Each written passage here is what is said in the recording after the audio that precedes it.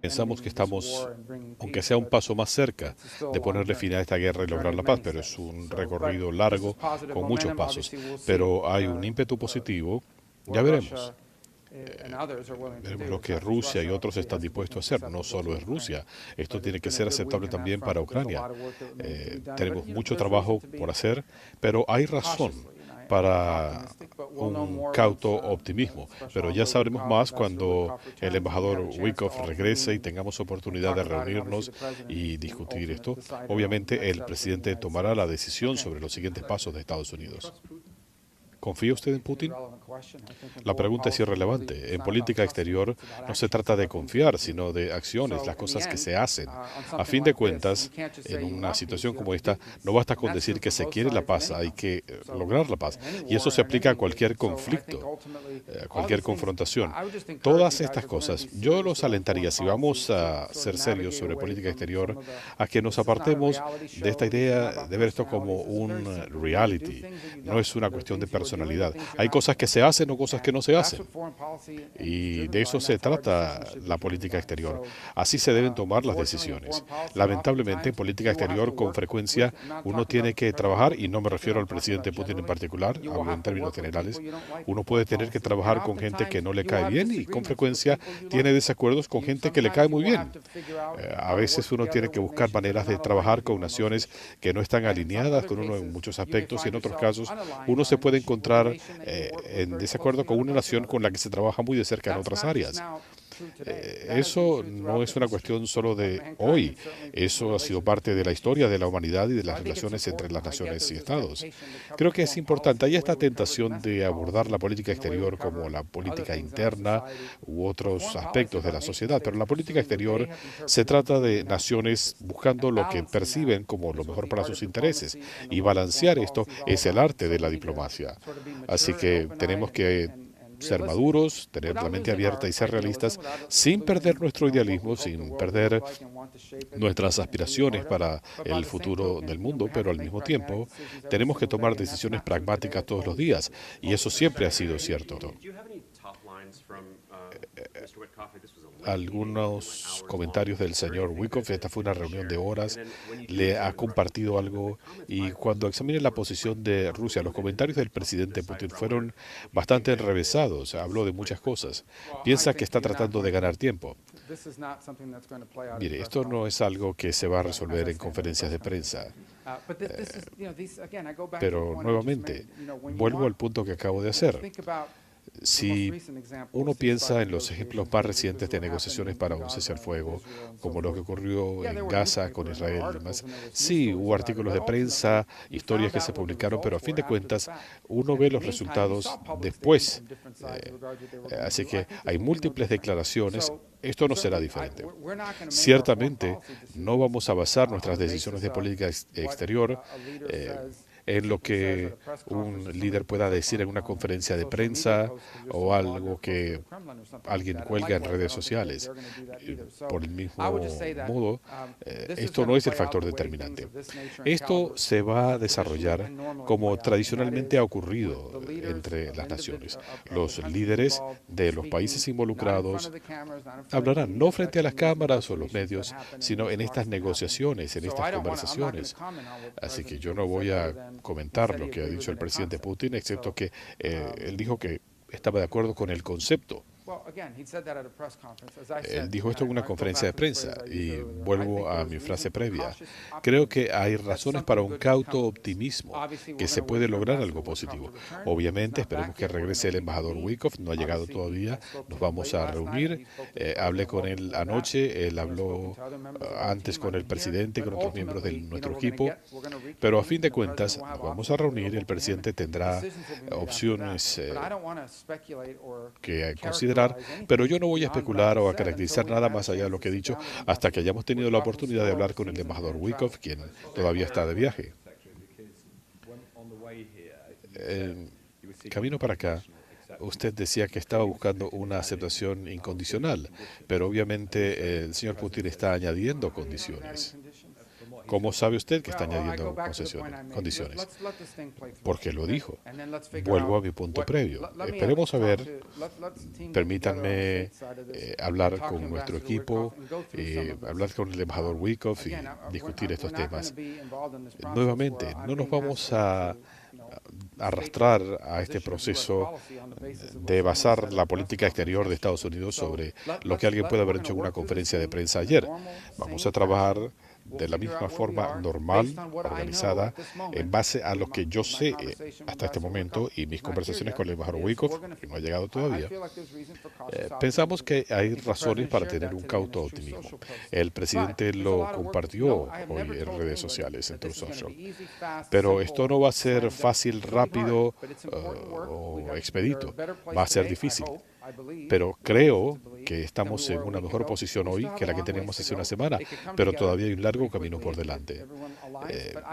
Si todos se pueden alinear, se avanzará más rápido, pero ya veremos hasta qué punto se puede hacer. Así que creo que la mejor frase que puedo usar es cauto optimismo. Vamos a seguir trabajando. Señor secretario, el elemento fundamental de la propuesta del presidente era un cese al fuego inmediato. Sí, esa es la propuesta. ¿Cuánto tiempo tiene Putin? ¿Para qué? Está él tratando de ganar tiempo. Este conflicto lleva 3 años y no hay perspectivas de un final sin la intervención del presidente Trump.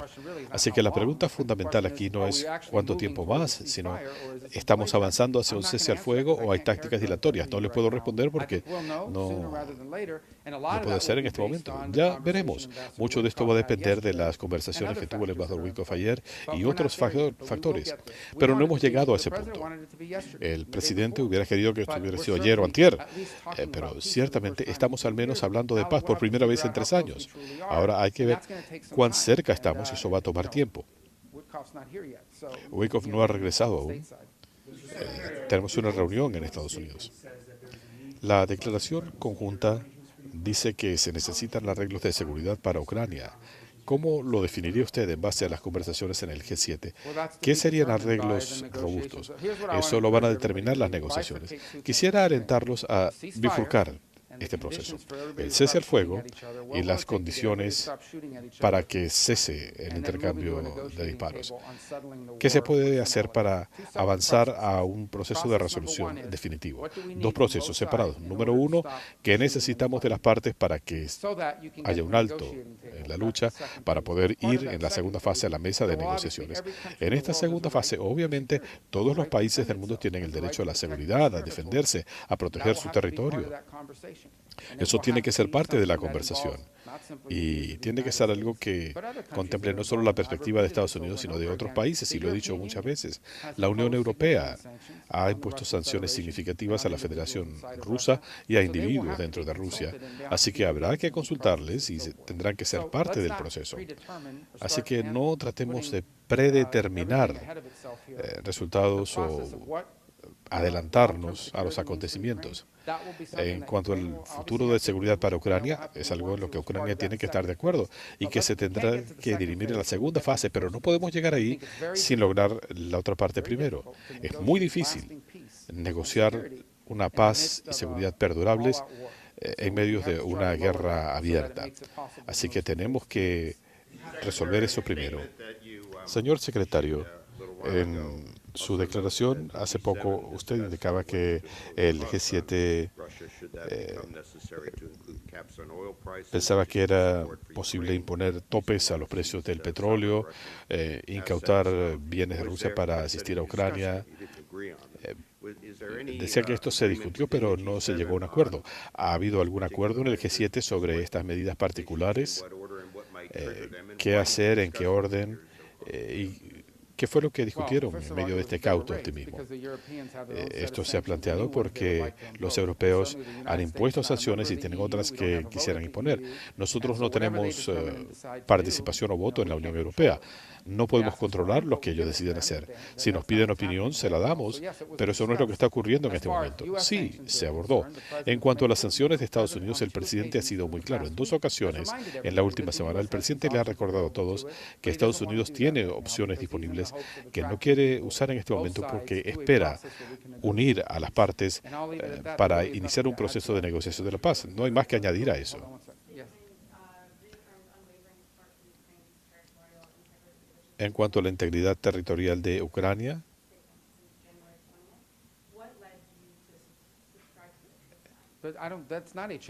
mire, no ha habido un cambio de nuestra política pública.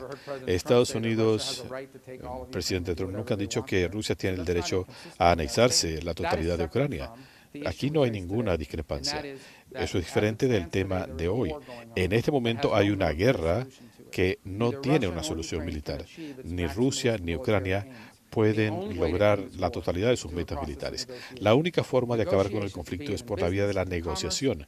En los negocios, en el comercio o en geopolítica, esto requiere que ambas partes hagan concesiones.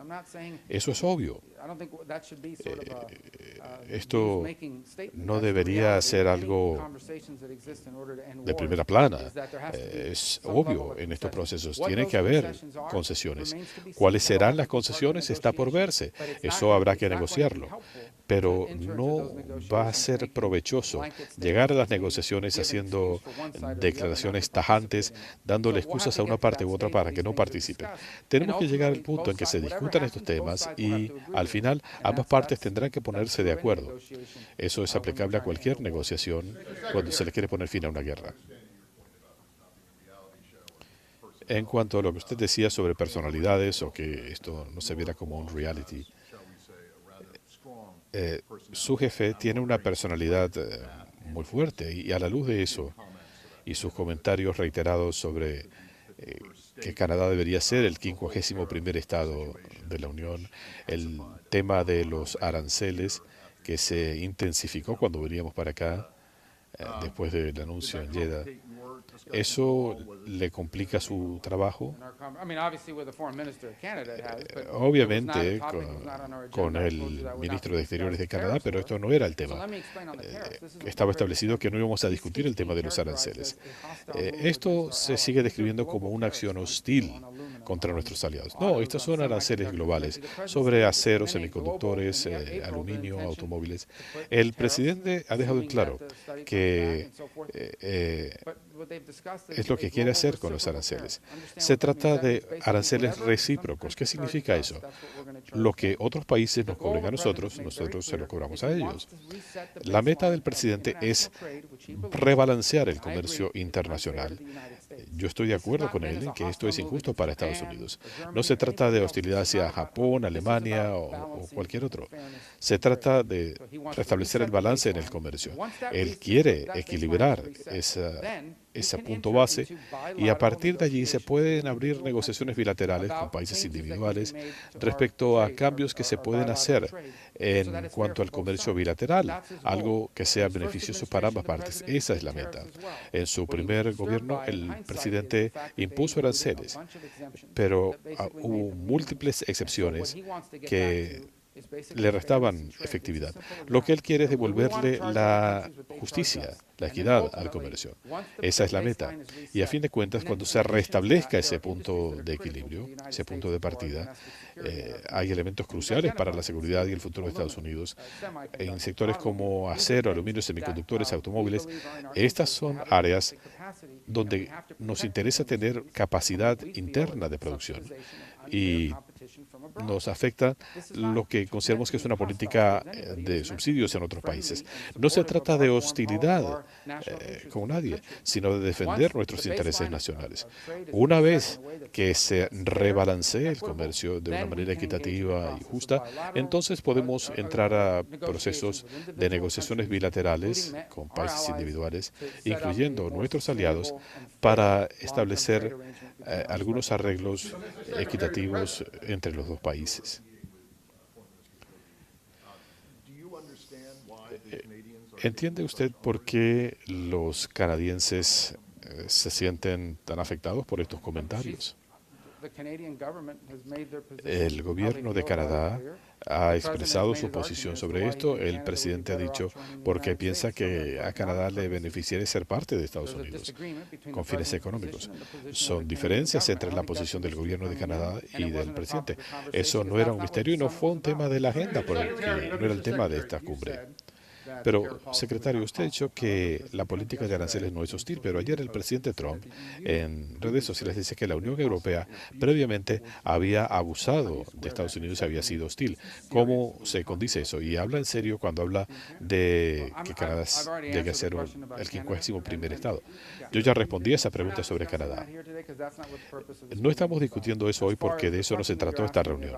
En cuanto a su pregunta sobre utilidad, sí. Mire, la Unión Europea tiene un Producto Bruto comparable con el de los Estados Unidos, una economía muy similar. Estos son países desarrollados, pero tienen un déficit comercial considerable con Estados Unidos. Eso es un problema. Lo que dice el presidente es que tenemos que equiparar el tratamiento, tratarnos por igual. Hay sectores que debemos proteger. ¿Quién puede refutar que si un país nos cobra X por importar nuestros productos, nosotros deberíamos hacer lo mismo? Por supuesto que si alguien se está beneficiando, considera que esto es algo hostil. El problema es que el presidente de los Estados Unidos está velando por Estados Unidos en seguridad nacional y en relaciones económicas. Vamos a rebalancear nuestra relación comercial y luego podemos abrir negociaciones para arreglos perdurables entre las partes. Eso es lo que está buscando el presidente, pero esto comienza con un reajuste en el tema de los aranceles que nos cobramos mutuamente. Si me permite, señor secretario, sé que no estamos hablando de que Canadá se convierta en el 51º estado en esta reunión, pero mi pregunta para usted es, ¿considera usted que lo que ha dicho el presidente sobre Canadá, que se convierta en el 51º estado, es en serio? Le voy a decir de dónde surgió esto. Él estaba en una reunión con Trudeau y Trudeau dijo que si Estados Unidos imponía aranceles a Canadá, Canadá no podía sobrevivir como nación. El presidente dijo, entonces debería ser un estado. Y ese fue el punto de partida. Por eso el presidente dijo esto. Él ha dicho que le encanta Canadá y él ha explicado por qué a Canadá le beneficiaría unirse a Estados Unidos desde la perspectiva económica. Él lo ha dicho repetidamente y esto se sustenta por sí mismo. El gobierno de Trump se espera que invoque la ley de enemigos foráneos de 1798. ¿Nos puede ayudar a entender cuál es el plan del gobierno de Trump de usar esto? Eso es una pregunta para el Departamento de Seguridad Nacional, no para nosotros. Lo que le puedo decir es que desde una perspectiva separada, vamos a seguir buscando gente que nunca debió haber ingresado al país con visas de estudiantes. Ya que entraron, tenemos que ubicarles a estas personas. En los próximos días se van a revocar más visas a medida que identifiquemos gente que nunca debió haber sido admitida porque nos mintió. Cuando dijeron que venían a estudiar, no dijeron que venían a ocupar edificios universitarios, a causar destrozos, a secuestrar a los predios universitarios. Si lo hubieran dicho, no les hubiéramos dado la visa, pero ya que lo hicieron, le vamos a revocar las visas. Y cada vez que tengamos la oportunidad de hacerlo, lo haremos porque esto no le beneficia a Estados Unidos. Vamos a ir concluyendo. El G7 tuvo un lenguaje bastante fuerte respecto a China. ¿Cuál fue el sentimiento de esta reunión a puertas cerradas y algo sobre una potencial reunión entre el presidente Trump y el secretario Xi Jinping? ¿Sería en China o en Estados Unidos? Mire, no. Creo que en algún momento se van a reunir, no sé cuándo, creo que no hay planes en este momento, pero estoy seguro que eventualmente ocurrirá. El presidente habló con él en su primer gobierno y espero que ocurra otra vez. Estos son líderes de países fuertes y poderosos y muy importantes. Estén de acuerdo o no, los líderes deben comunicarse para el bienestar del mundo. En cuanto a la declaración, esto es reflejo de la aceptación creciente que el Partido Comunista de China ha tenido políticas que tocan muchos aspectos del orden global y esto nos pone en riesgo. no solamente a nosotros, sino al mundo entero, de depender excesivamente de China para la cadena de suministros, para tierras raras, tecnologías claves. Y en el caso de Europa, van a seguir escuchando que hay frustración creciente de su parte. Por ejemplo, la sobreproducción de vehículos eléctricos de China, que los están descargando en sus economías. ¿Y qué han hecho? Han impuesto aranceles. ¿Qué hizo Canadá? Impuso aranceles a China también. Porque eso es lo que hacen los países cuando se sienten que están siendo tratados injustamente. Y los apoyamos, pensamos que actuaron correctamente en ese sentido. Nosotros también le hemos impuesto aranceles a China. ¿Estados Unidos estaría dispuesto a llegar a un acuerdo con Hamas en cuanto al tema de los rehenes? Nuestra prioridad siempre ha sido, miren, nos interesan todos los rehenes, tienen que ser liberados, todos tienen que ser puestos en libertad. Pero no solo hablamos de rehenes, hablamos también de cadáveres. Y estas transacciones han sido ridículas. Cambiar 400 personas por una es una locura. Y ustedes han visto las condiciones de las personas que fueron puestas en libertad. Mire, el mundo está como tratando de normalizar el que uno pueda entrar a un lugar, secuestrar a bebés, a adolescentes, a gente que no son soldados y llevárselos y meterlos en túneles durante año y medio y pretender que este es un intercambio normal. Esto es un escándalo. Todos deben ser puestos en libertad.